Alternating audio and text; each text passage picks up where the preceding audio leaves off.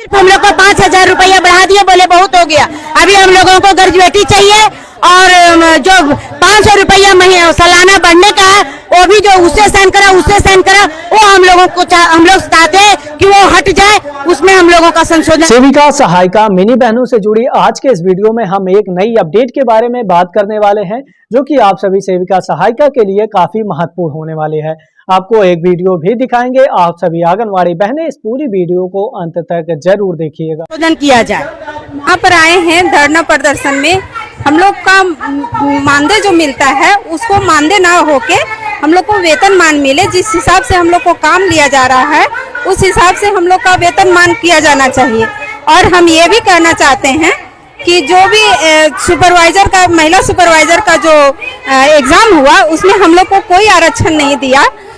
इसके लिए हम लोग जो जैसे पारा टीचर को आरक्षण मिलता है 50% का, वैसे हम लोग सेविका लोग को भी 50% का आरक्षण मिलना चाहिए। किसी भी एग्जाम को हम लोग का विभाग के एग्जाम था तो हम लोग का विभाग के एग्जाम के लिए हम लोग को आरक्षण मिलना चाहिए था। अगर हम लोग उस योग्यता के लायक हैं, उस काम के लायक हैं, तो हम लोग को भी उसमें मौका मिलना चाहिए था। समान वेतन की भी मांग कर रहे हैं।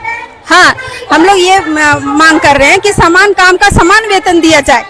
जैसे कि जितना देर आप काम करते हैं उतना देर हम लोग भी काम करते हैं, तो हम लोग को वेतन कम क्यों मिले? इनके समान वेतन मांग कर रहे हैं।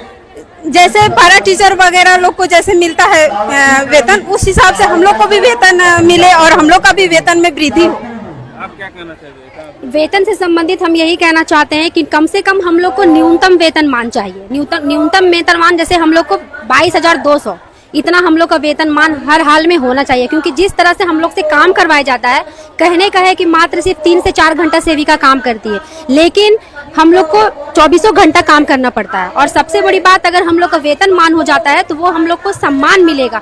क्योंकि अभी हम लोग हमेशा हम लोग के डर से बंधे रहते हैं। कोई भी पदाधिकारी बोलते हैं ये काम नहीं करेंगे तो हटा दिया जाएगा, वो काम नहीं करेंगे तो हटा दिया जाएगा।